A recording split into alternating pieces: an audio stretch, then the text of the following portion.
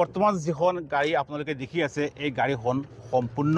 তেল ফ্ৰী সঁচা না কৰে হয় স্যাৰ তেল নালাগে একদম তেল নালাগে তো পানীৰে চলিব পানী নহয় চাৰ্জত চলিব এখন ইলেক্ট্ৰিক ভেহিকল হয় এই গাড়ীখন আপোনাৰ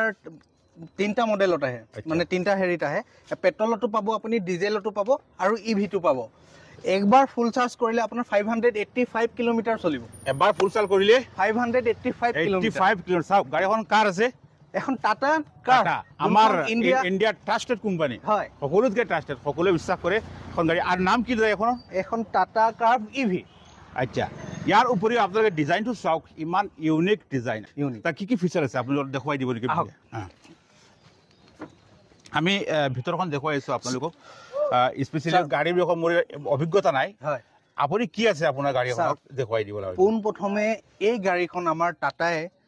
ইণ্ডিয়াত ফাৰ্ষ্ট ছেগমেণ্ট এইটো কোপে ছেগমেণ্ট ফাৰ্ষ্ট আমি টাটা কোম্পানীয়ে লঞ্চ কৰিছে যোনখন গাড়ী আপুনি পেট্ৰলতো পাব ডিজেলতো পাব ইভিটো পাব এই গাড়ীখনৰ যোনটো আপোনাৰ হুইল দেখিছে ইয়াৰ যোনটো টায়াৰ সাইজ এইটো 18 ইঞ্চ আচ্ছা বহুত ওখ 18 ইঞ্চ আৰু আপোনাৰ 200 আপোনাৰ গ্ৰাউণ্ড ক্লিয়াৰেন্স যোনখন গাড়ী কতো নালাগে আপুনি বেক সাইডৰ পৰা চাব পাৰে গোটেই তলটো দেখা পাই গৈ থাকে তাৰমানে আমাৰ অসমৰ ৰাস্তাৰ কাৰণে এটা ইউনিক কিন্তু কতো নালাগে আপুনি অন ৰোড অফ ৰোড দুইটাতে চলাব পাৰে আৰু যোনখন গাড়ী আপোনাৰ 500 লিটাৰ বোট স্পেচ খুব ডাঙৰ স্পেচ আছে হয় টৰত যাবলৈ সমস্যা নাই আপুনি মই শুই যাব পাৰিম দুজন মানুহ শুই যাব পাৰে ইয়াত একদম আৰামছে সাইজত দুজন মানুহ শুই যাব পাৰে আপোনাৰ ইয়াৰ বুট যোনটো বুট স্পেচ হয় এইটো 500 লিটাৰ হয় আচ্ছা আচ্ছা আপুনি ডিগিটো সেন্সৰ ফ্ৰী আপুনি ভৰিয়ে হেৰি কৰিলে খুলিব কোনো টাচ নকৰাকৈ আপুনি ভৰিয়ে ইফাৰ সিফাৰ কৰক জেছাৰ কণ্ট্ৰলে ডিগি খুলি দিব চাওক অট'মেটিক ডিগি খুলি গ'ল আপুনি গাড়ী হাইটটো অনুপাতে আপুনি গাড়ীখন হেৰি হাইটটো ছেট কৰি ল'ব পাৰে এতিয়া ধৰক মই অলপ মোৰ হাইটটো কম আছে যাৰ কাৰণে আপুনি ইয়াত আপুনি ৰাখি ল'ব পাৰে টাচ ডোৰ হেণ্ডেল হয়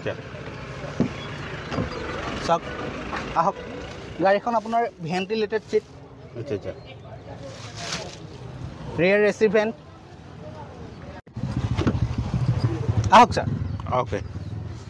আমি ভিতৰখন চাই লওঁ এতিয়া কি আছে ইয়াত এই গাড়ীখন যেহেতু ইভি গাড়ী হয় ছাৰ আচ্ছা ইভি গাড়ী হোৱাৰ কাৰণে এই গাড়ীখনৰ আপোনাৰ অট'মেটিক হয় আচ্ছা এইটো আপোনাৰ পুছ বুটাম ষ্টাৰ্ট দেখিছেনে পুছ বুটাম ষ্টাৰ্ট প্লাছ 10.25 ইঞ্চৰ আপোনাৰ ডিছপ্লে হয় ইয়াতে আপোনাৰ 360 ডিগ্ৰী কেমেৰা পাব যোনটো কেমেৰা আপুনি 2D টো চাব পাৰিব 3D টো চাব পাৰিব 3D আপুনি গোটেইকেইটা চাইডো যদি বিচাৰে চাব পাৰিব বা 2D টো চাব পাৰিব এইটো বঢ়িয়া দিছে কিন্তু এইটো ফ্ৰণ্ট চাব পাৰিব এইটো বেক চাব পাৰিব এইটো লেফ্ট চাব পাৰিব এইটো ৰাইট চাব পাৰিব প্লাছ তাৰ উপৰি আমাৰ এই যোনটো টাটা লগোটো এইটো আপোনাৰ ড্ৰাইভিং ষ্টিয়াৰিঙৰ সু মাজত আপুনি এইটো জ্বলি উঠে এইটো এটা ইউনিক আগত আমাৰ নাছিলে ইয়াতে ওয়্যাৰলেছ চাৰ্জাৰ পাই আছে ইয়াত কি আছে ওয়্যাৰলেছ চাৰ্জাৰ আছে এইটো ওয়্যাৰলেছ চাৰ্জাৰ আপুনি মোবাইলটো ৰাখিলে মোবাইলটো অট'মেটিক চাৰ্জ হ'ব ওয়াও এক্সিলেন্ট ফিচাৰ কিন্তু এইটো চক চাৰ্জ হৈ আছে কেবল নালাগে তাৰ উপৰি আপোনাৰ গাড়ীখনৰ তিনটা মুড আছে সিটি ইকো স্পৰ্ট তিনটা মুড আছে আপুনি গাড়ীখন যেনেকে মন যায় তেনেকে চলাব আৰু এটা ডাঙৰ ফিচাৰ্ছ হৈ গ'ল ছাৰ পেনাৰমিক সানৰুফ ওহো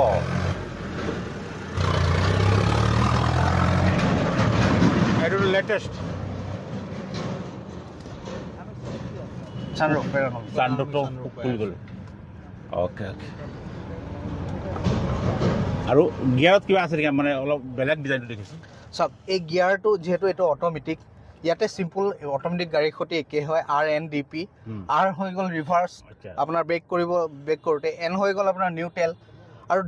ডি হ'ল ড্ৰাইভ মোড আপুনি ড্ৰাইভ মোডত লগাই আপুনি গাড়ী চলাই থাকিলে হ'ল কোনো প্ৰব্লেম নাই পি পাৰ্কিং যিহেতু গাড়ীখন এতিয়া ৰখি আছে তাৰ কাৰণে আপোনাৰ পাৰ্কিং মোডটো অন আছে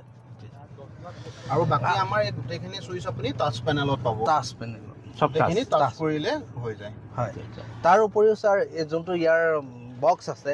কোৰ ড্ৰাইভাৰ সিটত এইটো আপোনাৰ কুলিং বক্স হয় কুলিং বক্স ইয়াত যদি আপুনি ধৰি লওক ঠাণ্ডা বটল কিবা যদি ভৰাই ৰাখে ঠাণ্ডা হৈ থাকিব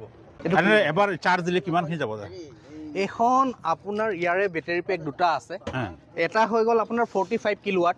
আৰু এটা হৈ গ'ল আপোনাৰ 55 কিলোৱাট যেহেতু দুটা আছে এখন আমাৰ 55 কিলোৱাট বেটাৰী ওৱাটখন এখন একবাৰ ফুল চাৰ্জ কৰিলে আপোনাৰ চলিব 585 কিলোমিটাৰ চলিব 585 মানে আপুনি ইয়াৰ পৰা তিনচুকীয়া গৈ আকৌ আধা ঘূৰি আহিব পাৰিব আকৌ যেতিয়া ফুল চাৰ্জ দিম তেতিয়া কিমান সময় লাগিব কি কয় যেতিয়া ফুল চাৰ্জ আকৌ চাৰ্জ কৰিবলৈ হ'লে এতিয়া যেতিয়া ফাষ্ট চাৰ্জিঙত আমি চাৰ্জ কৰোঁ ফাষ্ট চাৰ্জিঙত কৰিলে ধৰি লওক আমাৰ ডিলাৰ ফোনবিলাক আৰু আপোনাৰ ফুয়েল ষ্টেচনতো পোৱা যায় তাত কৰিলে মোটামুটি 15 মিনিট চাৰ্জ কৰিলে আপোনাৰ 150 কিলোমিটাৰ চলিব পাৰে আৰু মোটামুটি 1.5 ঘণ্টা চাৰ্জ কৰিলে ইয়াৰ ফুল চাৰ্জ হৈ যাব আপুনি যেতিয়া এখন গাড়ী আপুনি ঘৰত চাৰ্জ কৰিব তেতিয়া আপোনাৰ 10 ঘণ্টা টাইম লাগিব 10 ঘণ্টাত আপোনাৰ ফুল চাৰ্জ হৈ যাব ইয়াৰ বনেটখন চাওক মানুহে ভাবে ইয়াতে ইঞ্জিন আছে আপুনিও চাগে ভাবি আছে আমি ভাবি আছো ইয়াতে ইঞ্জিন আছে আহক চাই লওঁ আহক ইঞ্জিন নাই চলিব কেনেকৈ জানে যেনেকৈ পিছপিনে বুট স্পেচ আছিলে ফ্ৰণ্টতো আমাৰ এটা স্পেচ আছে চাওক ইয়াতো আপুনি কিবা বস্তু ৰাখিব পাৰে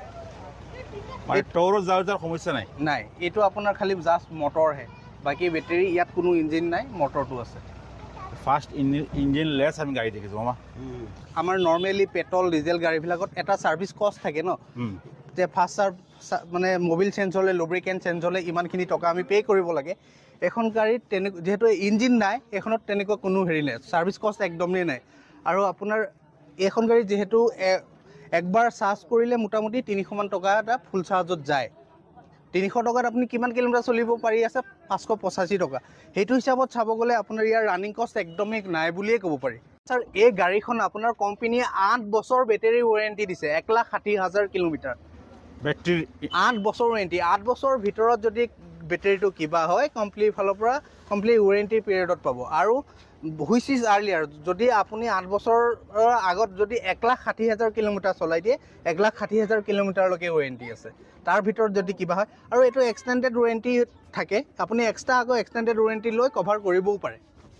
আচ্ছা এক্সিডেণ্টৰ কাৰণে কি ফিচাৰ আছে এইখন চাওক এইখন ফুল্লি এডাছ চিষ্টেম হয় এই গাড়ীখন এইখন আপোনাৰ ইয়াৰ যোনটো টপ ভেৰিয়েণ্ট এডাছ আছে এডাছ আপোনাৰ অটো ড্ৰাইভৰ মুড আছে আপোনাৰ ধৰি লওক আগত ব্লাইং স্পট ধৰি লওক আপোনাৰ গাড়ীখন গৈ আছে আপুনি এডাছটো অন আছে কেতিয়াবা আপোনাৰ গাড়ীখনত আপুনি দেখা নাপালে কিবা বস্তু এটা আগত পৰি গ'ল গাড়ীখনৰ অট'মেটিক আপোনাৰ ব্ৰেকিং চিষ্টেম অন হৈ যাব আমি সম্পূৰ্ণ গাড়ীখন চালোঁ হয় ভাল লাগিছে এতিয়া ইয়াৰ দামটো কিমান অন ৰোড প্ৰাইচ এইখন আপোনাৰ 25,59,000 মান আহে ইভি এখন বাকী আমাৰ পেট্ৰলৰ যোনখন এখন আপোনাৰ এক্সৰুম প্ৰাইচ 9,99,000 পৰা ষ্টাৰ্ট হৈছে আৰু যোনখন আমাৰ GDI ইঞ্জিনটোৰ ষ্টাৰ্ট হৈছে আপোনাৰ 13,99,000 পৰা তাৰ উপৰিও আমাৰ আৰু গাড়ী আছে আমাৰ যোনখন টিয়াগোখন আপোনাৰ ষ্টাৰ্ট হৈছে 4,99,000 পৰা যোনখন টিগৰখন আমাৰ ষ্টাৰ্ট হৈছে 5,99,000 পৰা পাঞ্চখন হৈছে 6,12,000 পৰা তাৰপিছত এল্টছ হৈছে 6,49,000 পৰা নেক্সন হৈছে 7,99,000 পৰা হেৰিয়াৰ ষ্টাৰ্ট হৈছে 14,00,000 আপোনাৰ 99,000 আৰু চাফাৰী হৈছে আপোনাৰ 15,49,000 আৰু আমাৰ যোনখন টিয়াগো ইভিখন আপোনাৰ ষ্টাৰ্ট হৈছে 7,99,000 পৰা আচ্ছা যদি কোনোবাই ল'ব বিচাৰে হয় কাৰ লগত যোগাযোগ কৰিব ক'ত যোগাযোগ কৰিব আপুনি ডাইৰেক্ট আশুতোষ মোটৰ্ছ নগাঁও যাব পাৰে মোৰ নাম জিয়াউৰ ৰহমান আপুনি মোক কণ্টেক্ট কৰিব পাৰে মোৰ নাম্বাৰ হৈ গ'ল 7002976530 নতুবা আমাৰ হোজাইটো শ্ব'ৰুম আছে হোজাই হাম হস্পিটেলৰ ফ্ৰণ্টত তাতো আপুনি যাব পাৰে আহক এবাৰ অ'কে ঠিক আছে দাদাৰ ডিটেইলছটো নাম্বাৰ আমি দি দিম আপোনালোকে যোগাযোগ কৰিব আৰু বিশেষকৈ যদি মোৰ ভিডিঅ' চাই কোনোবাই যায় কিবা অফাৰ দিবনে নাই নিশ্চয় আমি অলপ চাই দিব চাই দিব চাই দিম অ'কে